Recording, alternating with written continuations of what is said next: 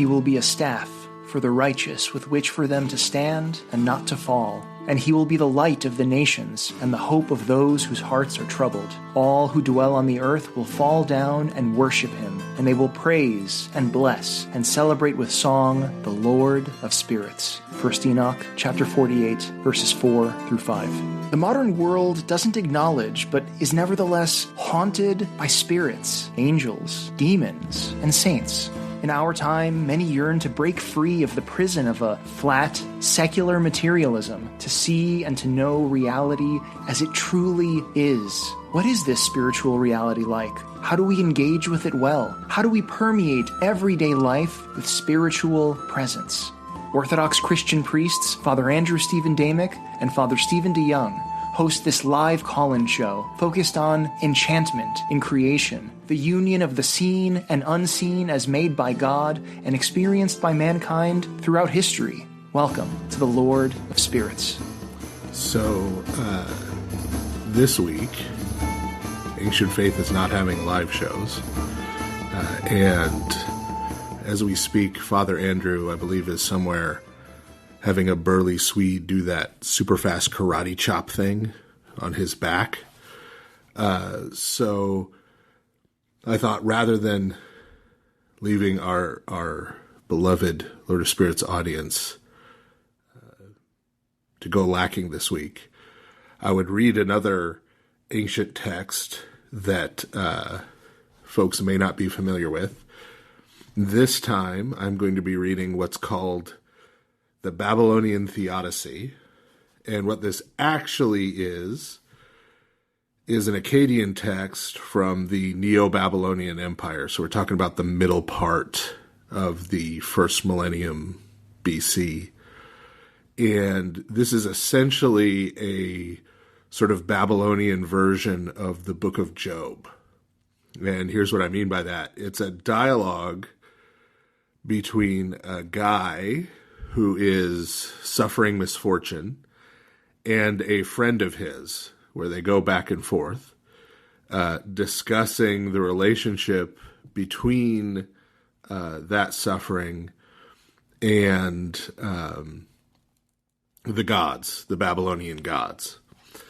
And it's interesting because it is sort of very similar in certain format ways to the Book of Job in the scriptures.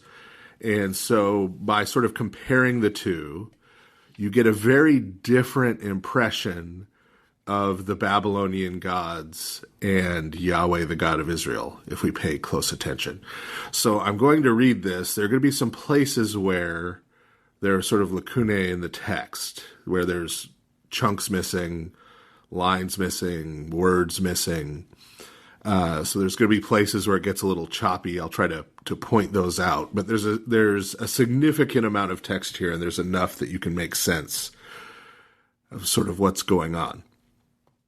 So I'll refer to, because the translation I'm going to be reading refers to them this way, as the sufferer and his friend. So the sufferer says, "O sage, come, let me speak to you. Let me recount to you, who have suffered greatly. Let me always praise you. Where is one whose reflective capacity is as great as yours? Who is he whose knowledge could rival yours? Where is the counselor to whom I can tell of woe? I am without recourse. Heartache has come upon me. I was the youngest child when fate claimed my father. My mother who bore me departed to the land of no return. My father and mother left me, and with no one my guardian." The friend replies, "Considerate friend, what you tell is a sorrowful tale. My dear friend, you have let your mind harbor ill. You make your estimable discretion feeble-minded. You alter your bright expression to a scowl. Of course our fathers pay passage to go death's way. I too will cross the river of the dead, as is commanded from of old. When you survey teeming humankind altogether, the poor man's son advanced, someone helped him get rich. Who did favors for the sleek and wealthy? He who looks to his God has a protector. The humble man who reveres his goddess will garner wealth." So the friend's response is, well, if you're suffering this misfortune, right? He's not saying here that the gods caused it. He's saying, but this is your way out. You need to go and find one of the gods to sort of become your patron. And when you serve them and offer them sacrifice and worship, they'll help you out and they'll make your life better. So then the sufferer responds, "My friend, your mind is a wellspring of depth unplumbed, the upsurging swell of the ocean that brooks no inadequacy. To you then let me pose a question. Learn what I would say. Hearken to me but for a moment. Hear my declaration. My body is shrouded, craving wears me down. My assets have vanished, my resources dwindled. My energies have turned feeble, my prosperity is at a standstill. Moaning and woe have clouded my features. The grain of my meat is nowhere near satisfying me. Beer, the sustenance of humankind, is far from being enough. Can a happy life be a certainty? I wish I knew how that might come about." So he says, well, it's even worse than I already said. I'm not only an orphan, I'm also poor. And I can't even sort of satisfy my own hunger, right? He says, I need to know for certain that there's some way I can get to a happy life. So the friend replies, "My well-thought-out speech is the ultimate in good advice, but you make your well-ordered insight sound like babble. You force your mind to be scatterbrained, irrational. You render your choicest offerings without conviction. As to your everlasting, unremitting desire, the foremost protection lies in prayer. The reconciled goddess returns to you. The reconciled gods will take pity on the fool, the wrongdoer." I don't think they're worshiping Mr. T. I think that's just a coincidence. "Seek constantly after the rights of justice. Your mighty one will surely show kindness and will surely grant mercy." So again, the answer is, well, you just need to go and appease the gods, right? You need to go and satisfy the gods with your worship, and then they'll do good things for you. The sufferer responds, "I bow down before you, my comrade. I apprehend your wisdom, what you say. Come, let me tell you, the onager, the wild ass that had its fill of wild grass, did it carefully carry out a god's intentions? The savage lion that devoured the choicest meat, did it bring its offerings to appease a goddess' anger? The parvenu who multiplies his wealth, did he weigh out precious gold to the mother goddess for a family? Have I withheld my offerings? I prayed to my God. I said the blessing over the regular sacrifice to my goddess in my speech." Okay. So he points to two things. First, it's kind of an inverse of what we find often in the Bible. He says, well, you look at, wild donkeys, you look at lions, you look at the animals. They all seem to be provided for, and they're not making any offerings to any gods. And then he says, and in fact, that he had been making all the offerings to the gods, and he still ended up in this mess he's in. The friend replies, "O date palm, wealth-giving tree, my precious brother, perfect in all wisdom, a gem of wisdom. You are a mere child. The purpose of the gods is remote as the netherworld. Consider that magnificent wild ass on the plain. The arrow will gash that headstrong trampler of the lees. Come, look at that lion you called to mind, the enemy of livestock. For the atrocity that lion committed, the pit yawns for him. The well-heeled parvenu who treasured up possessions, a king will put him to the flames before his time. Would you wish to go the way these have gone? Seek after the lasting reward of your God." So basically the friend's response to those objections is, well, hey, you don't know how things are going to ultimately turn out for those wild animals or for the guy you're talking about who got wealthy. They because they're not appeasing the gods may strike them with misfortune at some point in the future, right? Whereas you, even though you're already in misfortune, if you go and make the offerings, then, your fate can change too, can reverse just like theirs might. The sufferer replies, "Your reasoning is a cool breeze, a breath of fresh air for humankind. Most particular friend, your advice is excellent. Let me put but one matter before you. Those who seek not after a god can go the road of favor. Those who pray to a goddess have grown poor and destitute. Indeed, in my youth I tried to find out the will of my God. With prayer and supplication I besought my goddess. I bore a yoke of profitless servitude. My God decreed for me poverty instead of wealth. A cripple rises above me, a fool is ahead of me. Rogues are in the ascendant, and I am demoted." Right? So again, he's hammering on this listen, man, I tried that, right? I tried going to the Babylonian gods, and this is where I ended up, right? That doesn't work. This quid pro quo idea of offerings to the gods and then they do for you, it doesn't work, at least with the Babylonian gods, right? And so you see here that the Babylonian religious idea of sacrifices, temple offerings as instrumental to get the gods to do what you want. And he's saying the system is breaking down because I did that stuff and they're not doing what I want. And the friend is just saying, no, keep at it, right? Just keep doing it and things will get better. It'll eventually work. The friend replies, "O just knowledgeable one, your logic is perverse. You have cast off justice. You have scorned divine design. In your emotional state, you have an urge to disregard divine ordinances. The strategy of a god is as remote as the innermost heaven. The command of a goddess cannot be drawn out. Teeming humanity well understands trouble." So he's saying, look, we can't understand the ways of the gods, right? But you can't just reject our traditional religion. You can't just reject pagan religion. This is the way things have always been. You have to just keep piously doing these things, and eventually things will turn around. Sufferer says, "I will forsake home. I will crave no property. I will ignore my God's regulations. I will trample on his rights. I will slaughter a calf and I will eat it for food. I will go on the road. I will learn my way around distant places. I will open a well. I will let loose a flood. I will roam above the far outdoors like a bandit. I will stave off hunger by forcing entry into one house after another. I will prowl the streets, casting about ravenous like a beggar. Good fortune lies afar off." Right? So he's saying, look, I'm telling you it doesn't work. I'm just going to say, forget about all this stuff. I'm just going to go get mine, right? I'm just going to go get what I need. I'm going to take it if I have to. And I'm not worrying about all of this stuff about the Babylonian gods anymore because it doesn't work. Doesn't work like it's supposed to. So then there's a section that's kind of broken up here. And so I'm going to skip, it's really choppy. So I'm going to skip, this is several fragmentary lines, and pick up again where the sufferer says, "The son of a king is clad in rags, the son of the destitute and naked is dressed in fine raiment. The maltster can pay in finest gold, while he who counted red gold shoulders a debt. He who may do with vegetables sates himself at a princely banquet, while the son of the eminent and wealthy has only carob to eat.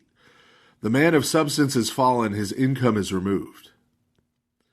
The friend replies, "You have let your subtle mind wander, you have overthrown wisdom, you have spurned propriety, you have besmirched every code. Far will be the workman's labor from him who does not work. He is well served, he gets what he wants, who follows in the way of a god and observes his rights. Be ready for good fortune." Right? So this is the Babylonian prosperity gospel, right?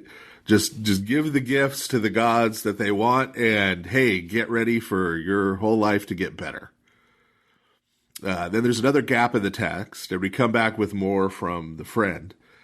"As for the rascal whose goodwill you wanted, the print of his feet will soon disappear. The godless swindler who acquires wealth, a deadly weapon is in pursuit of him. Unless you serve the will of a god, what will be your profit? He who bears a god's yoke will never want for food, though it may be meager. Seek after the favorable breeze of the gods. What you lost for a year, you will recoup in a moment." Right? So just stick to it. And notice also, he who bears a god's yoke will never want for food, though it may be meager. So you'll have food. I mean, maybe not much food. He's not promising huge results. The sufferer replies, "I have looked around in society. Indications are the contrary. God does not block the progress of a demon. A father hauls a boat up a channel, while his firstborn sprawls in bed. The eldest son makes his way like a lion. The second son is content to drive a donkey. The heir struts the street like a peddler. The younger son makes provisions for the destitute. What has it profited me that I knelt before my God? It is I who must now bow before my inferior. The riffraff despise me as much as the rich and the proud." So Sufferer keeps coming back to, look, man, look around, right? Look at society. That's not how it works. It's not the people who are really pious toward the Babylonian gods who are the wealthy and the successful and the powerful. Quite the opposite in many cases, right? He says this, and you notice he's connected here, not only worship of gods, but even hard work, right? Hard work doesn't even seem to pay off, right? The lazy are doing as well or better than the hard working. The friend responds, adept scholar, master of erudition, you blaspheme in the anguish of your thoughts. Divine purpose is as remote as innermost heaven. It is too difficult to understand. People cannot understand it. Among all creatures the birth goddess formed. Why should offspring be completely unmatched? The cow's first calf is inferior. Her subsequent offspring is twice as big. The first child is born a weakling. The second is called a capable warrior. Even if one tries to apprehend divine intention, people cannot understand it.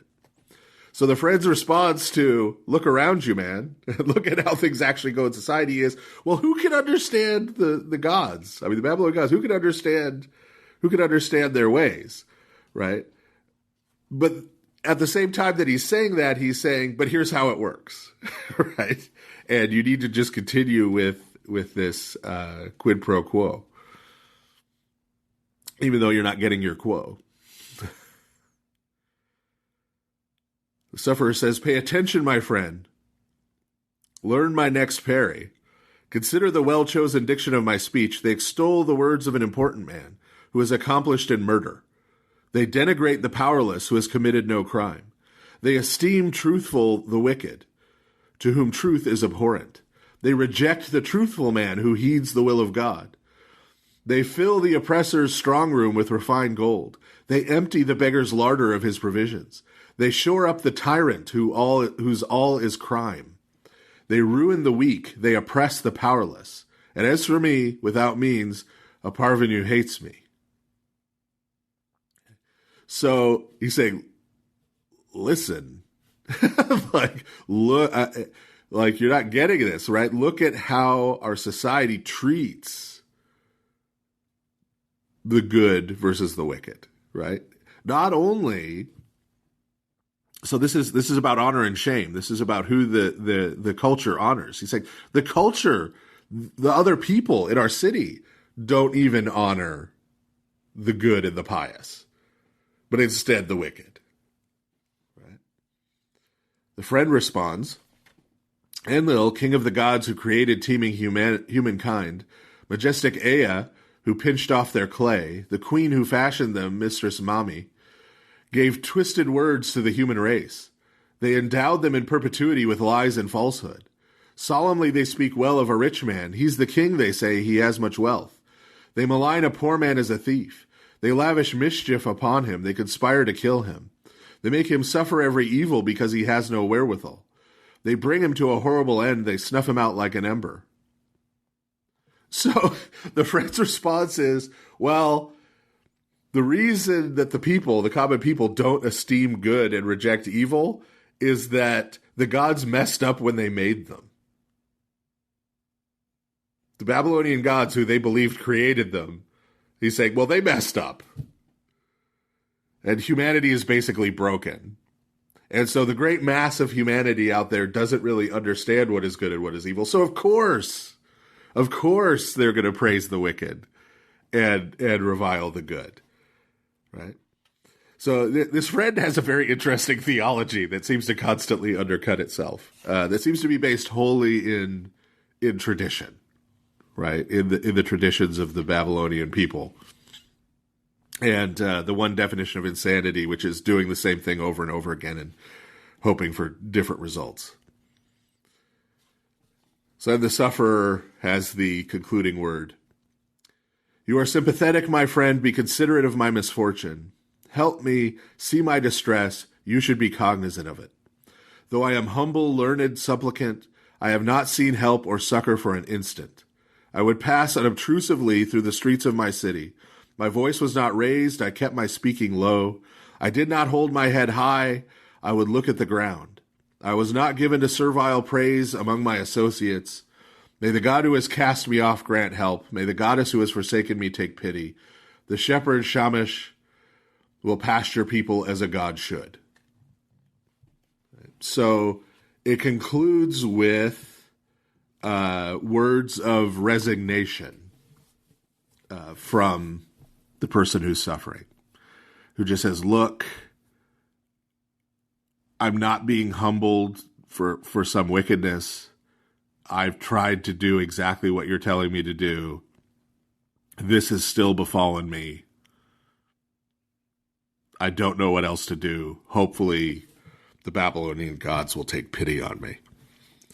As I said, I think if you compare that, if you compare this kind of confused and despairing view of the Babylonian gods from both participants in this discussion to what happens in the book of Job and how the book of Job culminates, I think there's some richness there in terms of really showing the difference between Yahweh, the God of Israel, as he revealed himself to the people of Israel, and the gods of the nations, and how they were viewed and interacted and applied their yoke, as the text here says, to the people of those nations.